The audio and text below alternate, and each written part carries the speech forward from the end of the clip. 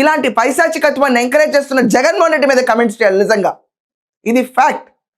And కుటుంబాన్ని హీనంగా, మనుషుల్ని హీనంగా, నీచత్వంగా మాట్లాడడం ఈ బ్యాచ్ కంటే కూడా ఎవరు వీళ్ళు దీంట్లో ఫస్ట్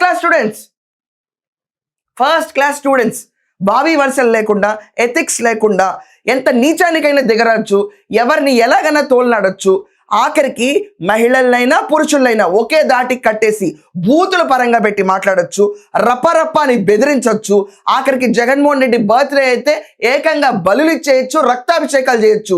ఇది జగన్మోహన్ రెడ్డి ప్రభుత్వం నడుస్తుందా, కూటమి నడుస్తుందా? నిజంగా నాకు ఇంకా అర్థం కావట్లేదు. ఇది ఇంకా మనకు కనిపిస్తున్నట్టు ఏంటంటే వీళ్ళని ఎక్కడా కంట్రోల్ చేయట్లా.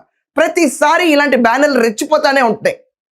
రాజారెడ్డి రాజ్యాంగం రప్ప నువ్వు సృష్టించే విధ్వంసం కోసం ఎదురు చూస్తున్నావు. పెద్ద పెద్ద ఫ్లెక్సీలు కడతారు, ఇష్టం వచ్చినట్టు ఆడుకుంటారు, మాటలు ఏది పడితే సోషల్ మీడియా అంటారు. చంద్రబాబు నాయుడు గారు అనుకుంటున్నారు బూతులు తగ్గినాయి అని. నోటితోనే బూతులు తగ్గినాయి ఏమో, కానీ రాష్ట్రాన్ని బెదిరించడం తగ్గలేదండి సార్. ఇది ఎక్కడ తగ్గల.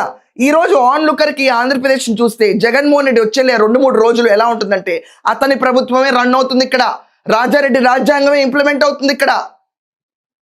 ఎవరు అదుపు లేకుండా వాళ్ళని వదిలేస్తే రాష్ట్రం మీద పడి రప్పగాళ్ళందరూ చేరి పెళ్లికైనా, తద్దినానికైనా, ఒక ర్యాలీకైనా రాష్ట్రంలో ప్రతి ఒక్కరిని బెదిరించి, ఇన్ఫ్యాక్ట్ ఈరోజు గవర్నమెంట్ తీసుకెళ్తున్న పీపీపీ మోడల్ని కూడా అతను డైరెక్ట్గా బెదిరిస్తుంటే ఏం యాక్షన్ తీసుకోకుండా కూర్చుంటే ఎలా సార్? ఇది కూటమి ప్రభుత్వమా లేకపోతే వైకాపా ప్రభుత్వమా?